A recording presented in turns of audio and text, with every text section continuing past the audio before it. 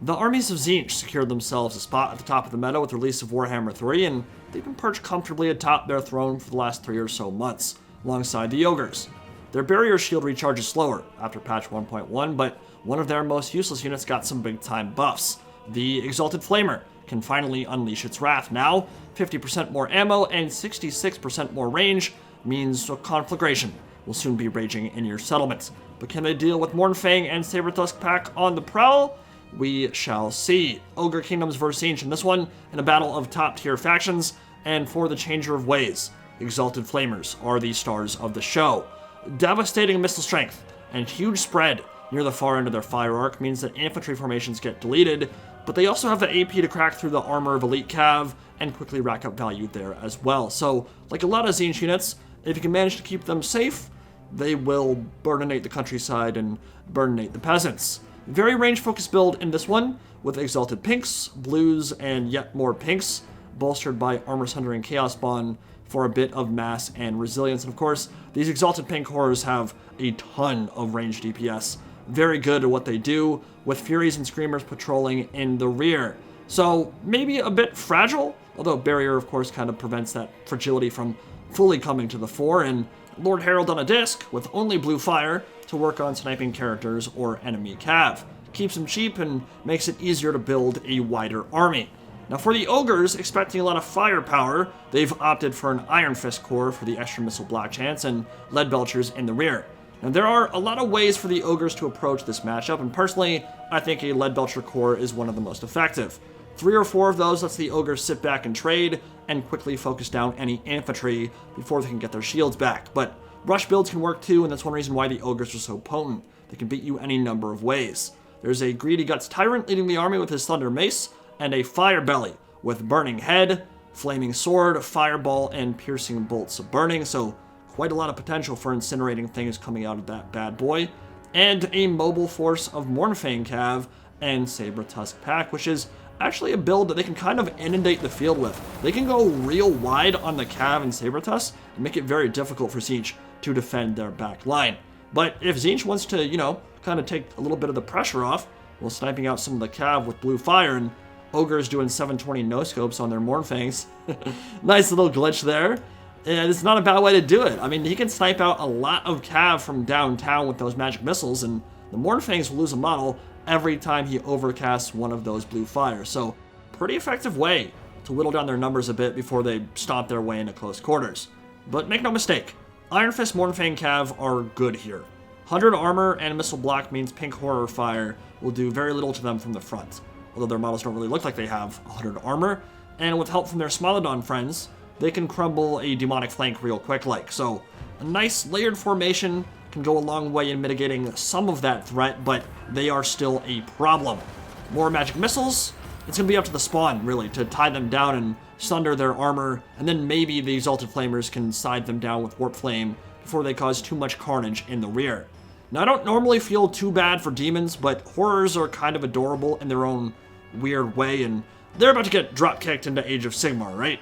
Got time for about 1 volley of Eldritch Energy each before the pain train comes knocking, and Ogre Charge will predictably result in a large number of tiny demonlings being flung ridiculous distances and taking a whole crap ton of damage.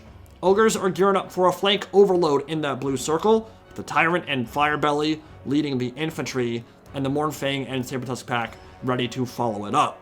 Too bad these horrors are the La Brea tar pits of the Warhammer world. Get it? Because they're tar pits like meat shields, but also tar pits because that's where all the saber-toothed tigers and prehistoric animals got stuck and died. Got 'em, boys. Mournfang are into melee now, and the Exalted Flamers are in range. 150 range is pretty substantial. It's almost the length of a high elf archer unit, so certainly not bad. The spread shot will not be quite as useful against this Cav. You'd rather have that shooting into infantry if you're at max range, because you won't get those focused beams quite as efficiently. But the Tyrant and his Iron Fist compatriots are into melee, and they're quickly busting through. So the Exalted Flamers need to put a lot of their focus fire and whatever precision they have into that engagement, and try to cut down whatever expensive cavalry they can before they make their way through. Now, the Chaos Spawn are exactly where they need to be. stuffing up the Assault, and the Iron Fist Mournfang Cav are already down to half HP, so it's exactly what you want. This is not a great engagement for the Ogres at the moment, and in fact, with the Warp Flame debuff and that continuous Magic Missile support, those Mournfang Cav melted, and a lot of that was due to the Exalted Flamers. I said it'd be better if they were a little bit closer in terms of their max range, but I mean, they still did a lot of damage in that fight, and already one of those Elite Cav are routing well. More layers of those pink horrors are gearing up to deal with the other Mournfang Cav, who have positioned themselves directly into the fire arc of, well, a lot of firepower. Burning Head, not quite the force of nature that it was in Warhammer 2, especially when it has to go through an overshield, not dealing a tremendous amount of damage there. And yeah, while the Mournfang Cav are doing quite a lot to disrupt the middle of these Tzeentch formations, there are still a lot of unmolested ranged troops that can fire in with impunity, and that's not what you want if you're rocking elite monstrous cavalry that's being chunked down by armor-piercing bonus first large from Screamers, tied down by Furies, and being shot to pieces by pink napalm. It's a potent combination, and it looks like both Mournfang Cav will quickly be dealt with. But they tanked a lot of shots, required focus from a sizable chunk of the Tzeentch army, and that's allowed the Ogres to make headway in and around their Tyrant, who is the first into the breach, and absorbing quite a bit of fire, while the Lead Belchers continue to plunk away with shrapnel and rack up some serious DPS from downtown. But the Furies and Screamers have free reign now to harry the Mournfang Cav, although some of those Iron Fists are charging forward and look like they've given their Cav enough space to return to the field. Great rear charge and Hammer and Anvil from the Saber-Tusk pack into the Chaos Spawn. Those Spawn have their barrier shield down, which means a bunch of angry tigers munching on their booties will be quite a painful experience. I don't know if that's something Smilodon did in 10,000 BC, but if you ever take a safari to Africa or watch Nat Geo, lions and hyenas have no qualms with eating your butt and balls first, and if you're unlucky, sometimes you're still alive when it happens. Commentary is turning into a David Attenborough documentary with none of the charm, charisma, or gravitas. Anyway, Tyrant is into the back line now, dropping the Thunder Mace and deleting a whole bunch of Furies. Even the Screamers felt that one in the morning. Pink Horrors are firing in, getting some good layered focus fire, but it looks like the Ogres have broken through and will be able to tie down a good chunk of the rear echelon of this Tzeentch army, but the Tyrant might have overextended, and now it's a good chance to see if the Exalted Flamers can prove their mettle in a single entity sniping situation. My guess is they're quite adept in that role, but they have to be close, maybe uncomfortably close, considering the Tyrant hits like a Mack truck and moves pretty quick. 54 speed on him. But yeah, that was good damage. That hurts. He's getting spit roasted by Warp Flame, needs to run, and the Mournfang Cav are back, still have a bunch of models left. More than enough to pose a massive threat to the Exalted Flamers, should they be able to close into range. Screamers tying down the Lead Belchers, Mournfang with the rear charge, and then Chaos Spawn sprinting over into what should be a very interesting engagement. We'll keep an eye on that. Another Burning Head, Mournfang closing into melee, but the Burning Head probably didn't help them. They might have gotten debuffed by leadership penalty on that engagement there. And the Fire Belly with his flaming staff straight from the fire mouth, blessed by the lava god, into melee with the exalted pink horrors and showing them what flame really is all about. Tyrant routed, but should return. The Fire Belly will probably need to drop a Burning Head or a Piercing Bolts of Burning to get all the way through all that HP and quickly. And he needs to, because there are still two Exalted Flamers, and they're causing all kinds of havoc and carnage for these Ogres that have made their way into the rear echelon of this Tzeentch army. 5 of their number just side down, and now the brothers Chaos Spawn, 50 HP on them. Between the two, fighting an entire army of Noblars, and they just got cut down by a hail of knife throws. I wish I could quit you, Steve. You too, Bob. They're gone. The Chaos Spawn just got deleted from the game.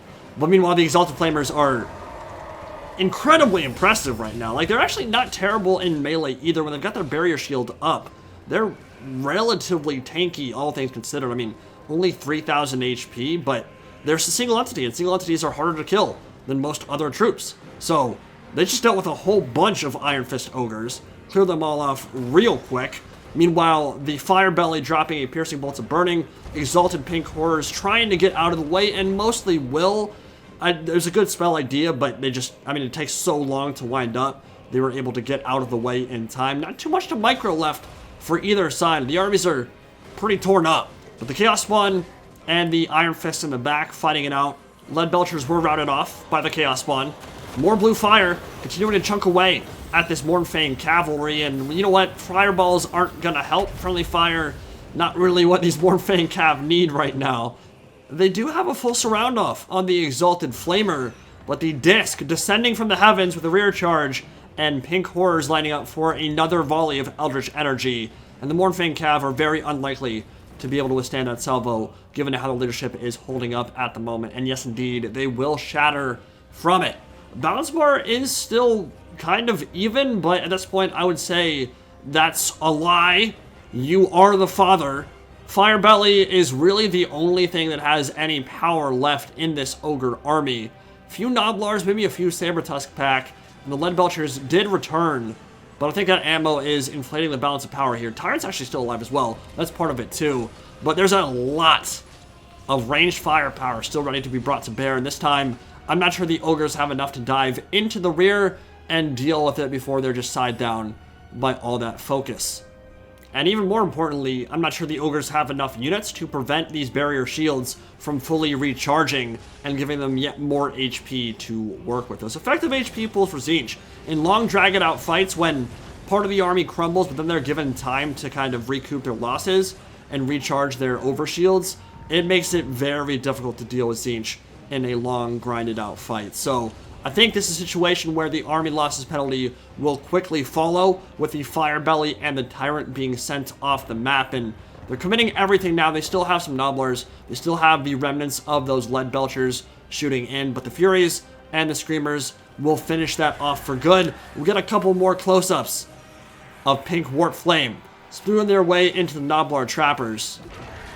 This is the unfortunate thing about focus fire on infantry regiments. They tend to shoot at the exact same part of the formation, and then a lot of the DPS is wasted. But either way, they ran, and they running, and they ain't coming back. Tyrant doing his best here, his damnedest. He made an impact here for sure. Didn't maybe get crazy damage value himself, but he led the charge and helped the Ogres bust through on the Tzeentch right flank. But it was a little bit too much for him, and yeah, I'm impressed with what Exalted Flamers are able to do right now. One Eldritch Storm to end it, but it will not come fast enough, and that will be the battle.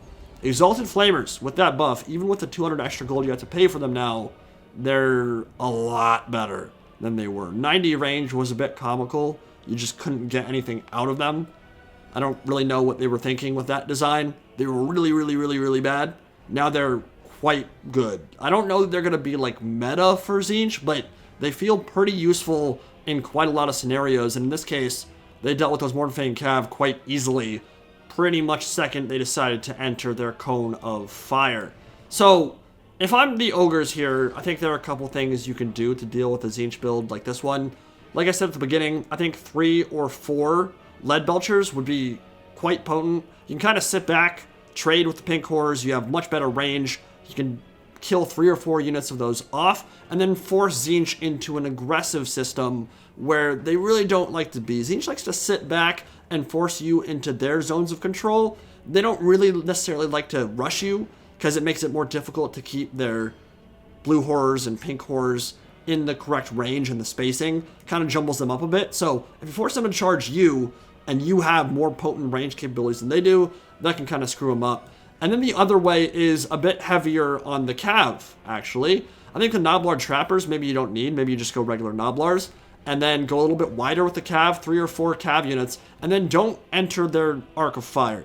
And I get what he was trying to do. Trying to bust through and deal with all the blue horrors, pink horrors, crumble them out first. And then push on into the Exalted Flamers. But if he's a little bit more patient with the cav and has access to more Saber-Tusk pack in that kind of scenario, I think he's in pretty good shape. You're okay with letting your Iron Fist take a couple volleys from Exalted Flamers. They're not that expensive. What, they're 650 gold, I think? But if your Mornfang cav are the ones that are taking all the focus fire from the Exalted Flamers, and they're just getting crazy returns. So yeah, a little bit wider, a few more Saber-Tusk Pack, maybe 1 or 2 Mournfang Cav, extra on top of what he had, drop the Nobbler Trappers, maybe drop 1 or 2 of the infantry, and I think you've got more than enough mobility there to make life very difficult for the Exalted Flamers and make sure they can't focus fire you to death. So, hope you guys enjoyed it. Let's see you next time. Any Pride, signing out for now. Have a good one, guys.